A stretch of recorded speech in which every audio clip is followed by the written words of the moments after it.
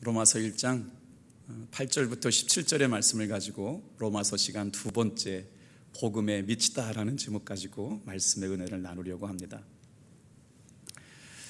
제가 로마서를 준비하면서 기대하고 있는 목적 또 소망 같은 것이 하나 있거든요. 그것은 바로 뭐냐면 우리 모든 성도님들이 은혜의 복음이 뭔지 정확하게 알게 되는 것, 그리고 나서 그 복음으로 말미암아 우리의 삶에 정말 성경의 말씀대로 아름다운 변화를 기대하는 것. 그래서 제 스스로에게 끊임없이 작년에는 수백 번의 로마서를 읽었고 또 5,000페이지 이상의 주석서를 참고했으며 암송하려고 노력하고 있는데 그래도 볼 때마다 부족하다. 그런데 소망이 있는 것은요, 요즘 인터넷 유튜브 방송에 연세대학교 신학과 교수님 김학철 목사님이 사순절에는 나는 이렇게 묵상합니다 라는 이런 유튜브 이렇게 조그만 짤 하나가 이렇게 떴는데 굉장히 큰 은혜가 됐어요. 그분도 목사님이시기 때문에 20년 30년 목사로 살아가면서 사순절 기간에 고난주간을 지내고 부활주를 만나면서 매번 월요일에 예수님 뭐 하셨나, 화요일에 예수님 뭐 하셨나, 금요일에 예수님 뭐 하셨나, 요일별로 묵상을 20년 30년 했는데 말이에요, 해마다 그 말씀이 새롭게 다가오더랍니다. 오늘 우리가 로마서 말씀을 읽을 때 환경과 형편에 따라서 다 다르게 느끼지만 올 한해 우리에게 준비된 풍성한 은혜의 말씀이 여러분 선포될 줄로 믿습니다. 많은 사람들은 복음을 아는 것 같은데 사실 잘 복음을 알지 못하기에 이것은 아주 심각한 일이죠. 복음은 기독교의 심장과도 같은 것입니다. 그래서 창세기에서부터 요한계시록까지는 계속해서 복음의 말씀이 기록되고 있는 것이죠. 복음은 우리 개신교 신앙의 진리요 핵심이라고 말씀을 드릴 수가 있습니다. 복음이 아니고서는 우리 신앙이 출발할 수 없었기 때문에 로마서를 말씀을 묵상하는 것은 바로 신앙의 기초를 바로 세우는 것이다. 그래서 어떻게 주님이 일하실지 참 기대가 돼요. 자, 성경에서 로마서만큼이나 복음서 교리를 체계적으로 다룬 책이 없기 때문에 로마서를 성경 중에 성경, 보석 중에 보석이라고 말하고 있거든요. 그래서 로마서 복음을 정확하게 이해하면서 우리의 신앙의 기초를 세우는 시간들 되기를 축복합니다. 제가 로마서를 준비하면서 아주 여러 귀한 목사님들, 마틴 로이드 존스부터 시작해서 존 파이퍼 목사님으로부터 대한민국에 내노라고 하는 아주 큰 교회 주석가들의 말씀을 다 봤는데 그 방대한 내용들의 말씀을 보면서 이제 기절하거나 새롭게 깨달아야 되는데요, 깨달은 게 하나 있어요. 이분들처럼 내가 설교를 못하겠다. 그러나 오늘 지금은 정말 이 말씀을 묵상하고 하나님이 주시는 감동대로 복음을 해석해 보겠다라고 하는 주님의 감동이 있었습니다. 근데 말씀을 읽다 보니까 사도 바울은 복음이라고 하는 단어만 나오면요 설명이 길어지기 시작해요.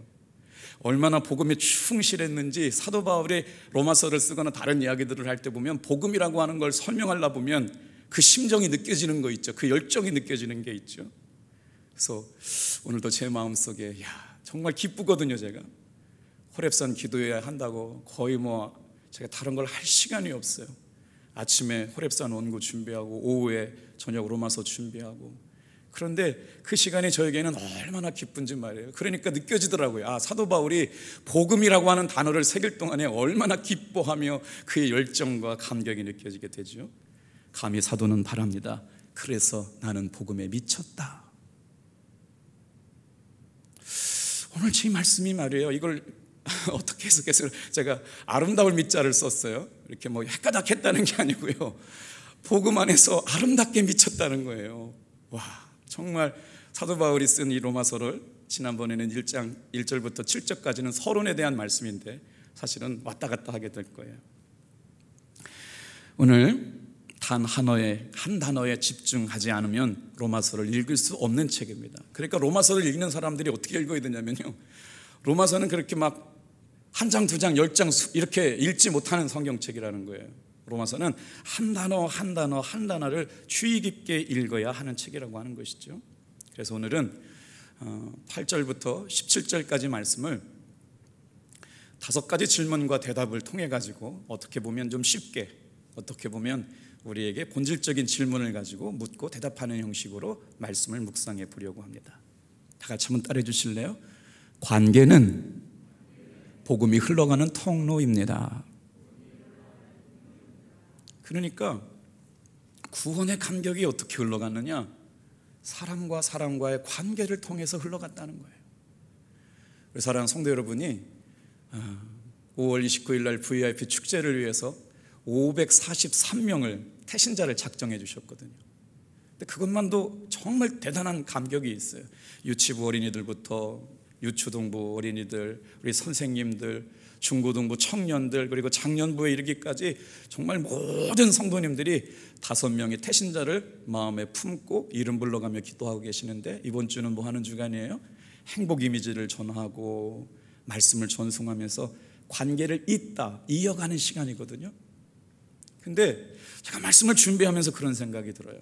복음이라고 하는 건 관계라고 하는 통로로 흘러가게 되는데, 복음을 이어줄 사람, 그 제사장의 사명, 중보자의 사명을 감당할 사람이 누구냐? 우리 탑동교회에 이렇게 많은 분들이 계시다라고 하는 게 얼마나 감사한지 모르겠어요.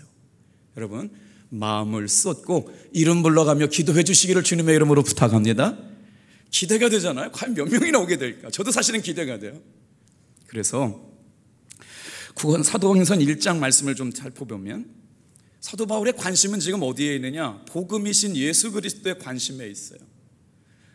자, 첫 번째, 예수의 종 바울은 은혜의 복음을 위하여 부르심을 받았다고 얘기하면서 첫 번째 관심은 복음이신 예수 그리스도였거든요. 그 다음에 관심이 어떻게 흘러가느냐? 예수 그리스도의 복음으로 변화된 나에 대해서 이야기를 하고 있어요.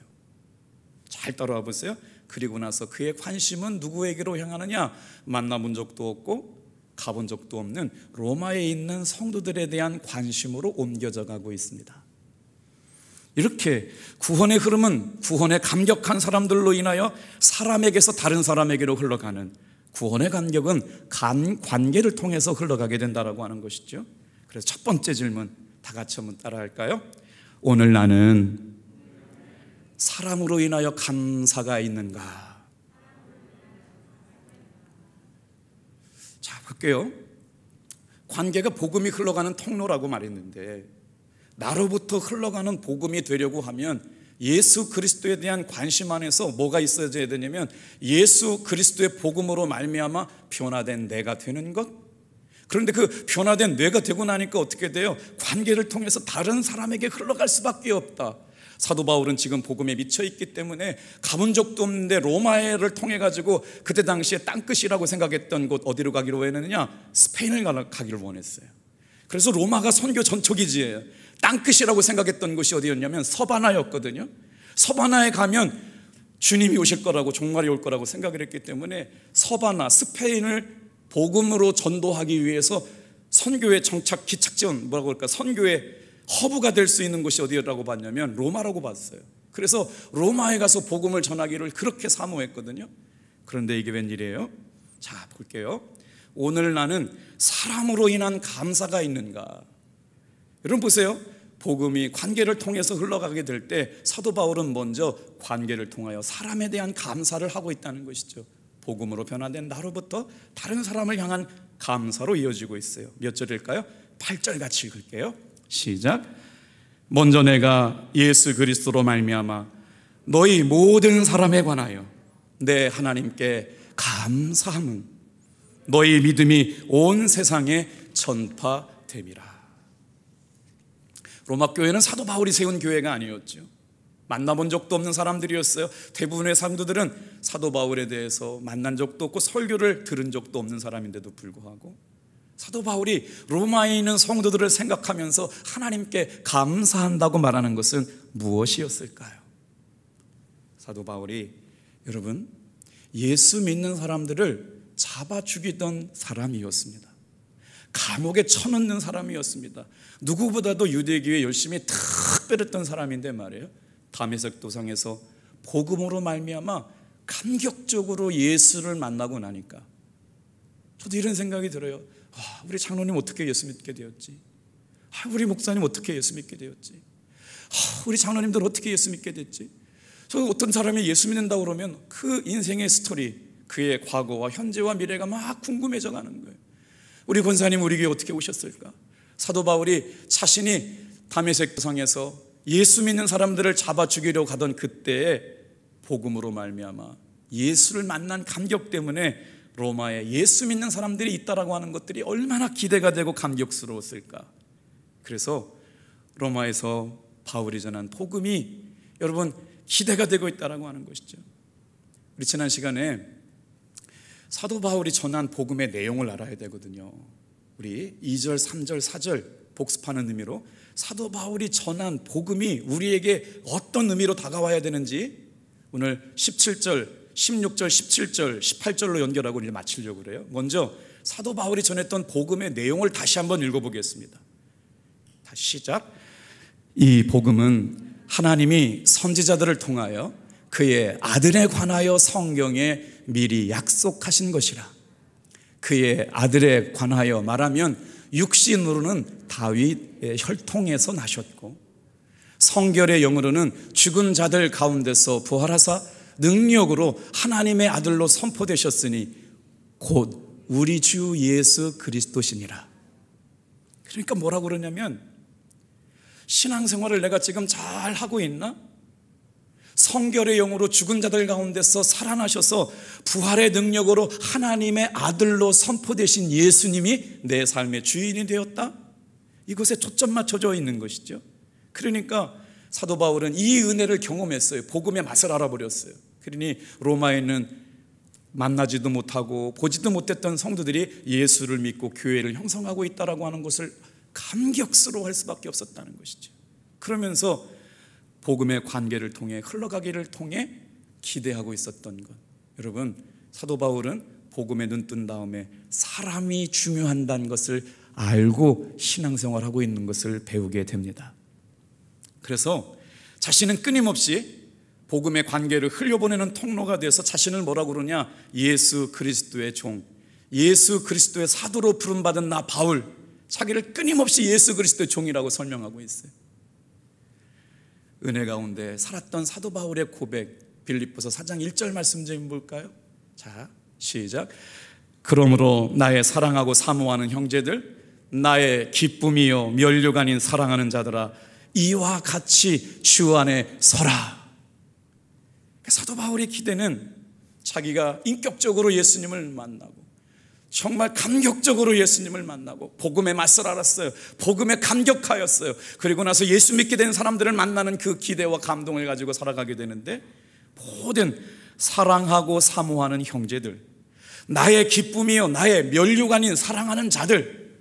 여러분, 복음에 감격이 있는 교회는 그 공동체 안에 속해 있는 사랑하는 성도들 뭐라고 그러냐? 따라해 볼까요? 나의 사랑하는 형제들, 나의 기쁨이요 면류관인 자들. 그러니까 우리가 신앙생활하면서 놓치지 말아야 할 건 뭐냐면, 교회 안에서 함께 신앙생활하는 사람들이 어떤 사람들이냐? 그렇게 사랑스러운 사람들이었다는 거예요. 사모한 형제들이었다는 거예요. 늘 그 사람들을 만나면 기쁨이 되는 사람들이었다는 거예요. 자랑이 되는 사람들이었다는 거예요. 여러분, 우리가 복음에 눈뜨게 될 때 우리와 함께 신앙생활하는 성도들, 사람의 관계, 복음의 관계가 이 생명 안에서 흘러가게 되기를 축복합니다. 여러분, 잘 따라오셔야 돼요. 사도 바울은 지금 엄청난 복음을 말하고 있는 것 같은데, 먼저 복음은 관계를 통해서 흘러가는 것을 말씀하고 있고, 로마의 성도들을 생각하면서 사랑하고 사모하는 형제들이라고, 나의 기쁨이라고, 나의 자랑이라고, 나의 면류관이라고 얘기하고 있다면, 오늘 우리가 신앙생활하고 있는 믿음의 공동체 탑동교회야말로 복음의 진수를 깨달은 사람들은 성도를 사랑하고 위로하고 격려해야 될 줄로 믿습니다. 그래서 이 말씀을 묵상하니까 어떻게 해석해요? 복음을 만난 사람은 복음의 의미를 알기 때문에 예수 믿게 된다는 게 너무나 기뻐요. 그래서 복음 안에서 행복한 사람이 됐다는 거예요. 예수 안에서 행복한 사람들이 됐다는 거예요. 두 번째 질문, 복음은 이렇게 어느 날 하늘에서 딱 하고 떨어진 것이 아니라 사람과 사람과의 관계를 통해서 복음이 흘러간다는 거죠. 관계는 복음이 흘러가는 통로입니다. 그러니까 복음을 흘려보내는 내가 복음 안에서 어떻게 지금 신앙을 유지하고 있느냐에 따라서 복음을 이겨가는 사람, 이어오는 사람이 될 수도 있고 복음이 내 자리에 와서 막혀버리는 사람이 될 수 있다는 것이죠. 여러분, 사순절 기간에, 특별히 고난 주간에, 호특세 주간에, 행복 축제를 이어가는 주간에 복음이 이어져가는, 복음을 연결하는 귀한 관계들이 되어주시기를 주님의 이름으로 축복합니다. 그러면서 사도 바울은 사람의 중요함, 사람이 세워져 가는 것, 이 사람이 있어서 이렇게 감사하구나, 이분이 계심으로 이렇게 감사하구나, 저 기도하는 저분이 계심으로 말미암아 이렇게 우리 교회가 소중하구나 라고 하는 걸 깨닫게 됐거든요. 그랬더니 견딜 수가 없어서 어떻게 해요?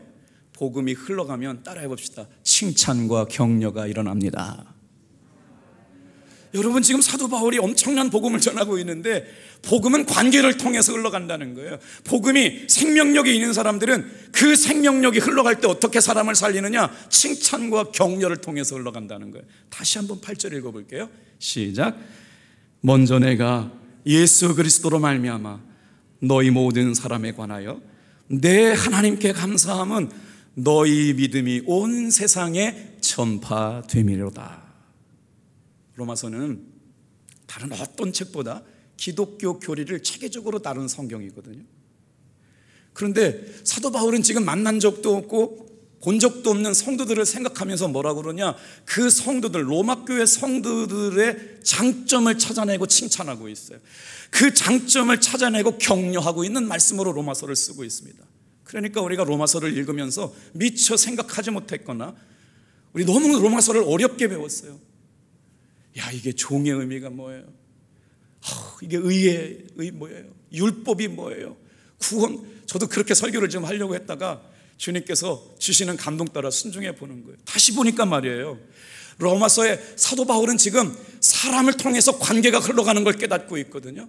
그런데 그 사람들, 만난 적도 없는 사람들을 얼마나 귀하게 여기고 있느냐? 그들의 믿음으로 인하여 하나님께 감사하면서 칭찬과 격려하는 곳이 바로 복음의 증언지인 로마 교회를 향한 사도 바울의 마음이었다면, 오늘 우리가 복음을 전하는 탑동교회 성도 여러분, 우리 교회 안에서도 사람을 향하여, 관계를 향하여 칭찬과 격려로 세워가시기를 축복합니다. 그래서 오늘 12절에 대꾸절과 같은 말씀으로 응답을 해요. 자, 12절도 읽어볼게요. 시작. 이는 곧 내가 너희 가운데서 너희와 나의 마음으로 믿음으로 말미암아 피차 안위함을 얻으려 함이라. 다 같이 한번 따라해 볼까요? 너희와 나의 믿음으로 말미암아 피차 안위함을 얻으려 함이로다. 무엇을 위하여? 복음을 위하여. 설교가 지나고 나도 뭔가 한 자리 귀에 남아야 되잖아요. 장로님을 통해서 제가 피차 위로받고 싶습니다. 기도하는 권사님을 통해서 참 감사해요. 권사님의 기도가 목사의 삶을, 목회를 춤추게 합니다. 권사님 우리 교회 와주셔서 감사해요.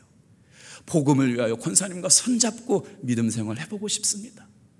권사님 어려운데 어떻게 이겨내고 계시는 거예요? 저 같았으면 견딜 수 없었을 것 같은데 권사님의 순종, 권사님의 눈물, 권사님의 기도를 보니까 저도 어려움 가운데 권사님이 이기시는 것처럼 이길 수 있을 것 같아요. 아닐까요? 여러분, 우리가 복음을 읽으면서 놓치지 말아야 할 것, 칭찬과 격려, 함께 신앙생활하는 성도들 가운데 너희와 나의 믿음으로 말미암아 피차 안위함을 얻으려 함이로다. 탑동교회 안에서 복음 때문에 피차 안위함을 얻는 분들이 많아지기를 축복합니다. 아멘이신가요? 이것을 위하여 사도 바울이 복음을 위하여 택정함을 입었다. 끊임없이 사도 바울은 이것을 강조합니다. 피차 안위함을 얻는데 무엇 때문에? 너희의 믿음과 나의 믿음으로 말미암아 피차 안위함을 얻었다. 지금 사도 바울은 복음을 위하여 살기를 다짐하고 있습니다. 그런데 복음을 위하여 산다고 하면서 같이 신앙생활하는 사람들을 귀한 걸 잘 몰라요. 그래서 어떻게 해요?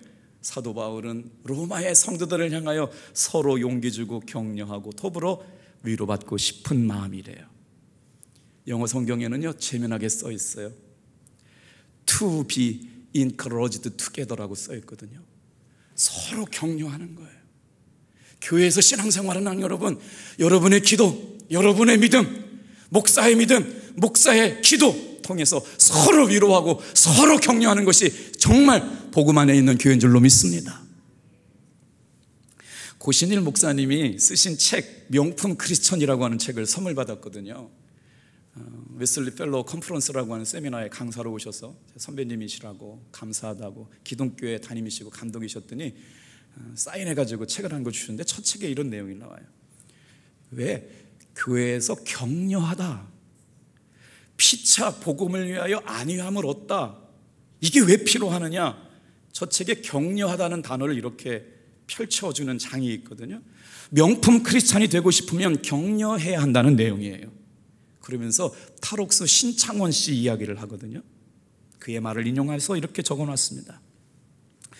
지금 나를 잡으려고 군대까지 동원하며 엄청난 돈을 쓰고 있는데 나 같은 놈이 태어나지 않는 방법이 있습니다.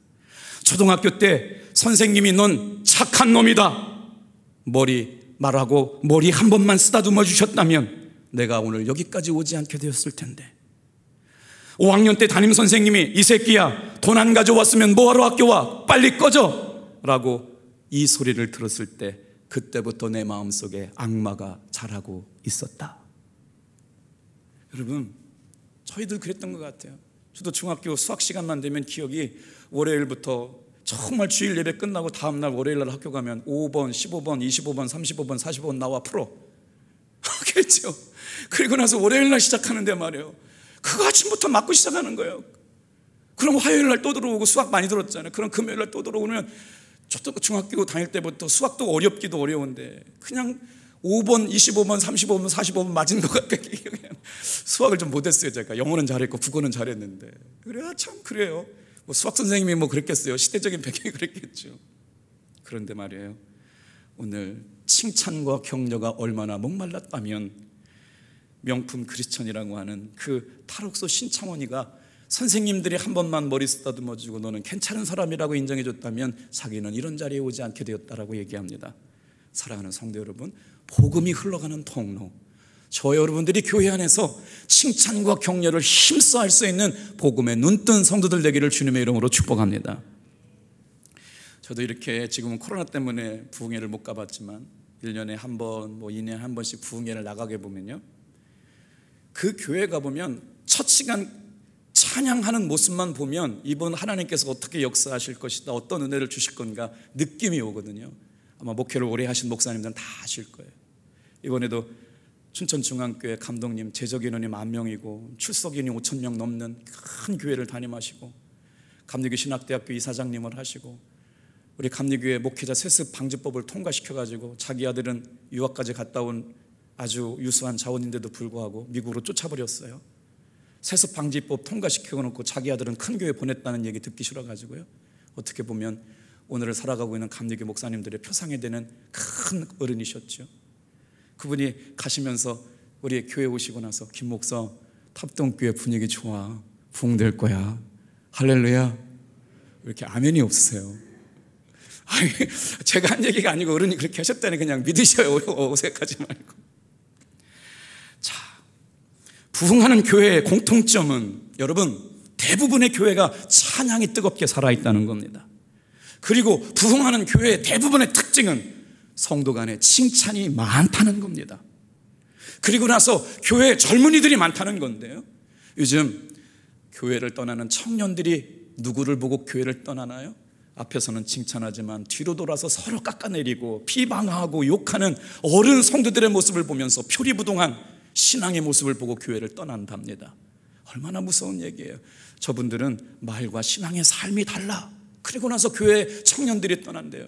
그런데도 감사하고 우리 교회는 청년들이 모이고 있는 것이니까 우리 어른들이 보여주는 신앙의 인격이 청년들이 배울 만하여 새벽에 기도하고 있는 줄로 믿습니다. 여러분, 장로님들에게 인생의 고민을 털어놓고 장년들에게 찾아와서 인생의 상담을 하고 그들이 살아갔던 신앙의 삶의 인격을 닮으려고 하는 교회, 이런 교회는 부흥하는 교회일 줄로 믿습니다.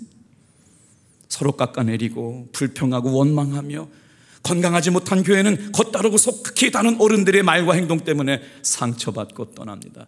그런데 건강한 부흥하는 교회를 보면 우리 목사님은 이래서 좋고요, 우리 장로님은 이래서 좋고요, 우리 성도님은 이래서 좋고요, 칭찬하는 교회, 건강한 교회, 복음의 관계가 여러분 사람을 통해서 행복하게 이어져 가는 줄로 믿습니다. 칭찬과 격려가 교회를 춤추게 만들어요. 건강하게 지적하고 판단하는 것을 무시하는 것이 아닙니다. 건강하게 지적하고 판단하는 것은 사람을 긴장하게 만듭니다. 건강하게 지적하고 판단하는 것은 좋은 일입니다. 왜냐하면 그 사람으로 인하여 타락을 막아주는 효과가 있습니다. 그런데 여러분, 사람을 성장시켜주는 건요, 지적하고 판단하는 것이 아닙니다. 칭찬하고 격려하고 위로할 때 그 인격이 성장하게 될 줄로 믿습니다. 그래서 오늘 이 로마서에 복음의 진수를 깨닫기를 원하는 성도 여러분, 나로 인해서 한 사람이 세워지기를 기도합시다. 나로 인해서 우리 교회 안에 건강한 칭찬과 격려가 많아지기를 주님의 이름으로 축복합니다. 그리고 나서 세 번째 중요한 이야기를 하고 있는데, 복음에 아름답게 미친 사도 바울은 복음이 관계를 통해서 흘러간 것을 깨닫고 칭찬과 격려를 하며 로마 교회의 성숙한 믿음의 생활을 위로하면서 그 다음 우리에게 생각하게 하는 세 번째 의미를 던지고 있습니다. 9절입니다. 같이 읽어볼게요. 시작. 내가 그의 아들의 복음 안에서 내 심령으로 섬기는 하나님이 나의 증인이 되시거니와 항상 내 기도에 쉬지 않고 너희를 말하며. 제가 목회하면서 제일 마음 아팠던 것이 기독교는 개독교다, 목사는 목사다. 제가 목사 안수를 받고 이 소리를 들었을 때 정말 가슴이 먹먹해서 막 울었던 때가 생각나요. 어떻게 예전에는 우리 교회가 세상을 이끌어가고 세상의 소금이라고 빛이라고 얘기했는데 어떻게 기독교가 개독교가 됐고, 목사님한테 주례받는 걸 축복이라고 생각하고 은혜라고 생각하고 어떻게 하면 주의 종을 섬길까, 어떻게 하면 목회자를 도울까, 어떻게 하면 함께 생명건 제자도의 삶을 살아갈까 말했던 이들이 많았는데, 사회의 기류에 편승해서 목사도 끌어내리고, 목사도, 여러분 맞아요. 우리 목사님들 잘못한 건 맞아요. 그런데 더 중요한 건 한 번만 생각해 보자고요. 그 교회를 위하여 여러분 살아날 수 있도록 기도하는 기도 소리도 없어졌어요. 부탁하기는 부족하고 연약하지만 우리 교회들이, 우리 목사들이 정신 차리고 복음 앞에 말씀 앞에 세워져야 하는 것을 알지만, 여러분 그런 교회 되기 위하여 기도해 줄 수 있는 성도가 되기를 축복합니다. 제가 알기로는요, 그럼에도 불구하고 수많은 목사님들이 복음 때문에 생명건 삶을 살아가요.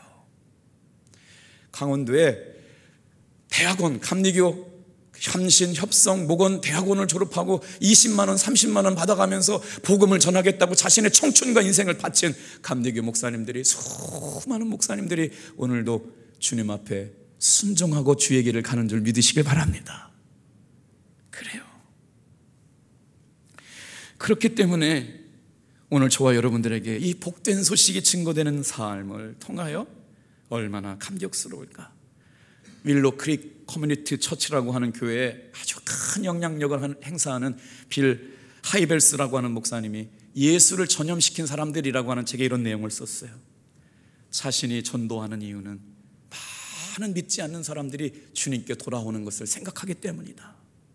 자기가 복음을 전하는 이유는 한 생명이 예수를 믿을 때마다 천국에서 천국잔치가 일어나는 일을 생각해 보니까 복음을 전할지 않을 수가 없다. 얼마나 감격스럽습니까?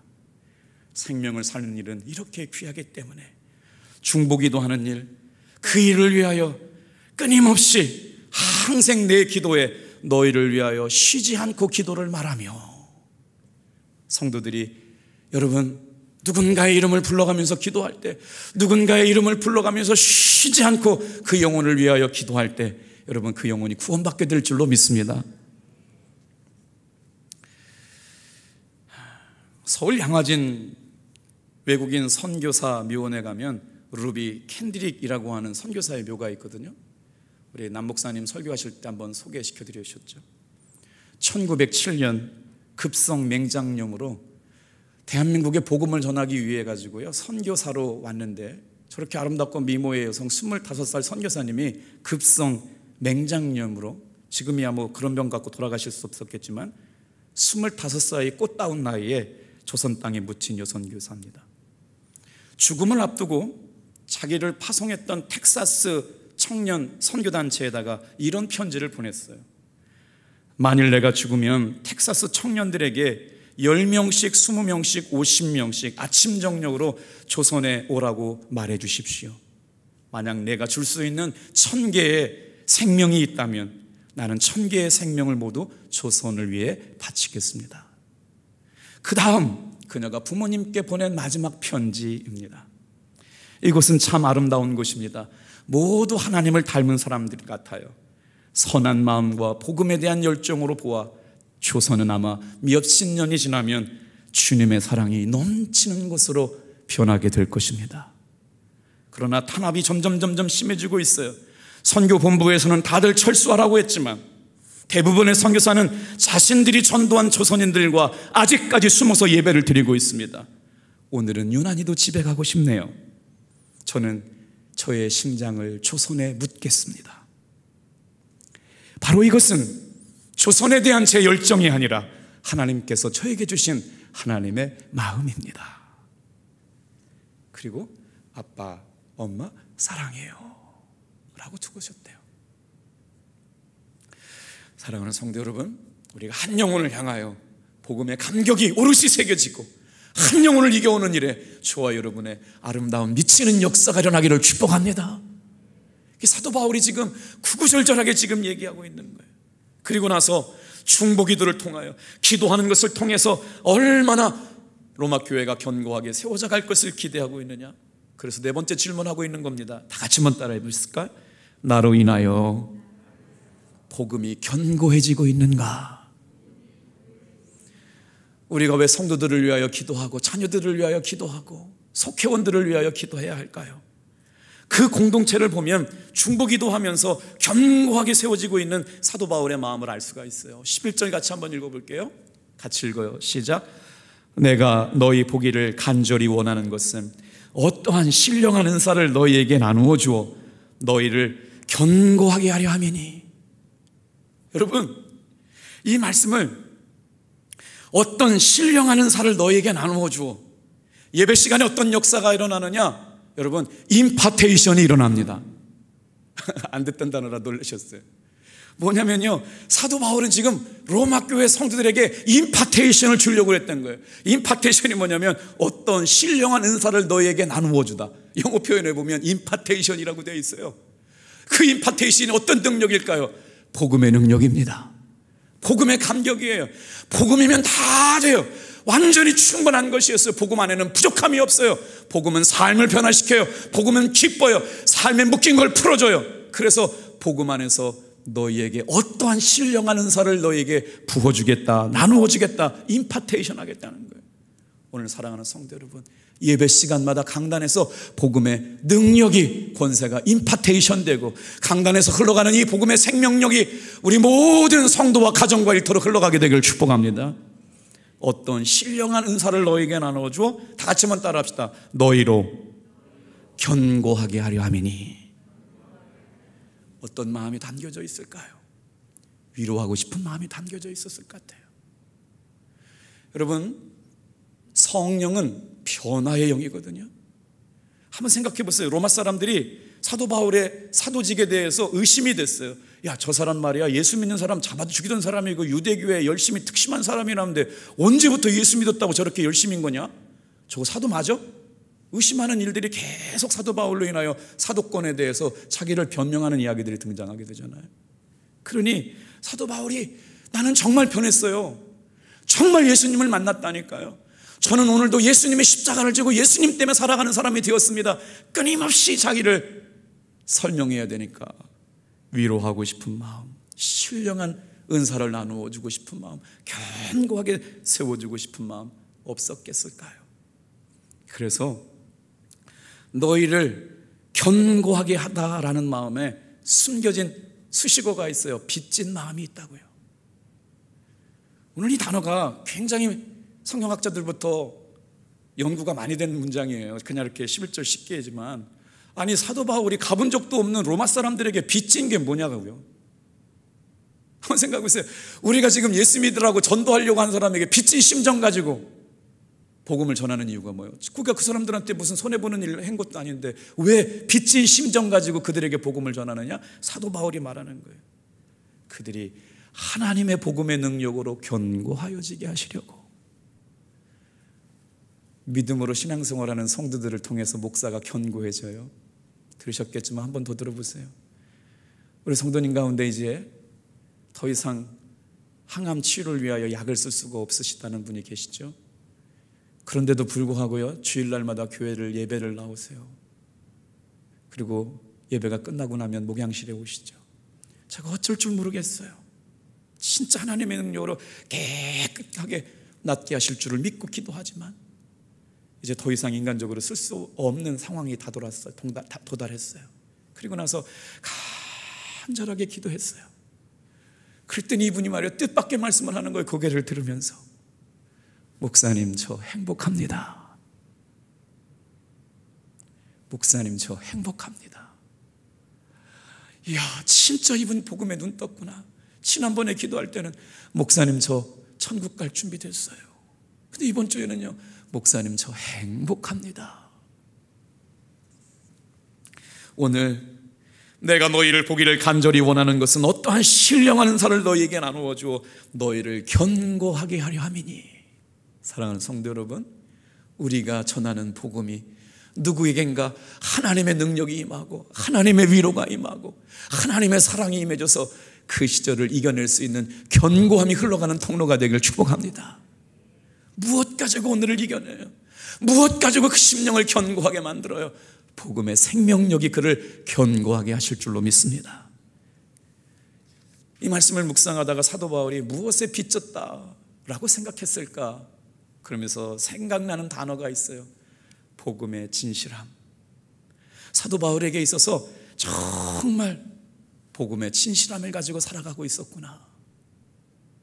오늘 여러분에게 나눠드린 2022년 행복한 사람들의 봄축제에 있다라고 하는 책을 좀 가지고 다니셔요.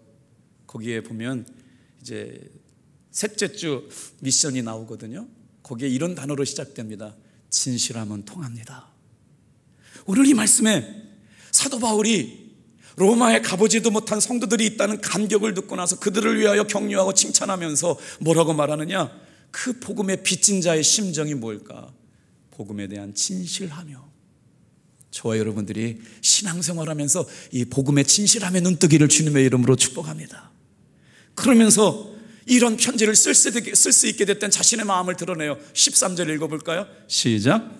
형제들아, 내가 여러 번 너희에게 가고자 한 것을 너희가 모르길 원하지 아니하노니 이는 너희 중에서도 다른 이방인 중에서와 같이 열매를 맺어 함이로되 지금까지 길이 막혔도다. 14절. 헬라인이나 야만인이나 지혜 있는 자나 어리석은 자나 자에게 다 내가 빚진 자라라고 말씀하고 있죠. 그래서 사도 바울은 이 복음의 빚진 자 된 마음을 가지고 어떻게 돼요? 복음의 감격을 가지고 끝까지 로마에게 가서 로마에서 복음을 전하는 꿈을 꾸고 그렇게 전하다가 순교의 현장에서 목 잘려서 죽게 되죠. 오늘 사랑하는 성도 여러분, 이제 결론인데요. 자, 우리 15절부터 16절을 읽어볼게요. 15절 같이 읽어보겠습니다. 시작. 그러므로 나는 할 수 있는 대로 로마에 있는 너희에게도 복음을 전하기를 원하노라.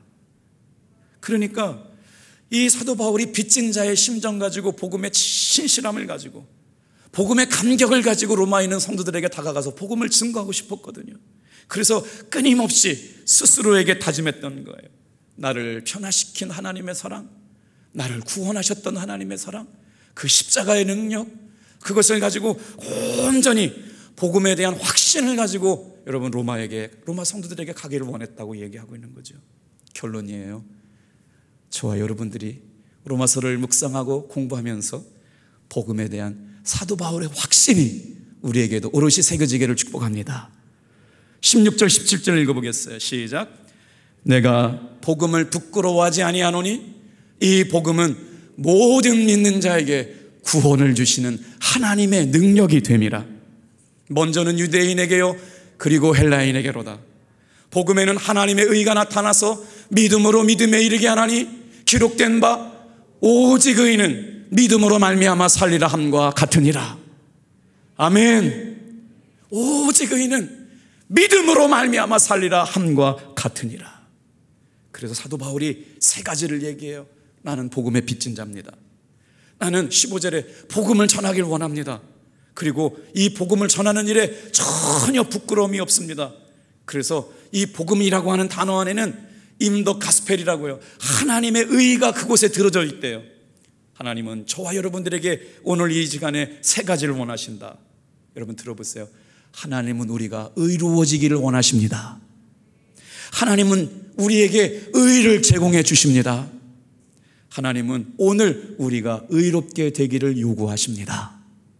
로마서를 통해서 이 복음이 그렇게 증거되기를 축복합니다. 그래서 지금 1절부터 17절까지 가는데, 여러분 성경의 말씀을 읽다가 이제 밑줄 쳐야 될 단어들이 있어요. 이 시간까지 하면 시간 너무 길어져서 넘어갑니다. 다 같이 한번 따라해 주세요. 그의 아들의 복음, 그 이름의 비밀. 이거 원래 한 시간씩 이걸로 따로따로 해야 되거든요. 근데 오늘 시간 여기서 마칠 거거든요. 그의 아들의 복음, 그 이름의 비밀. 그래서 2절 말씀에 이 복음은 하나님이 선지자들을 통하여 그 아들에 관하여 성경에 미리 약속하신 것이라. 그 아들의 복음에 관하여. 다시요, 4절에 나오는 거예요. 사도 바울이 지금 그 아들의 복음, 그 이름의 비밀을 말해요.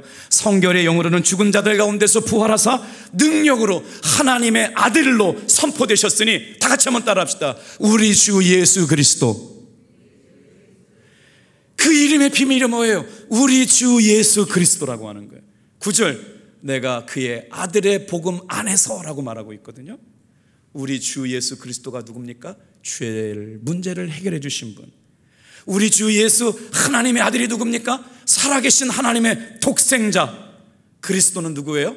우리에게 기름 부으기 위해서 오신 하나님의 아들, 우리를 왕으로, 제사장으로, 선지자로 삼아서 세상의 복음의 통로가 되길 원하여 부르신 분. 예수님은 그 이름의 비밀에 임마누엘이 담겨져 있어요. 나와 함께 동행하시고 여기까지 인도하셨던 그 임마누엘 하나님의 예수님이 저와 여러분과 함께 할 길을 축복합니다. 기도하겠어요.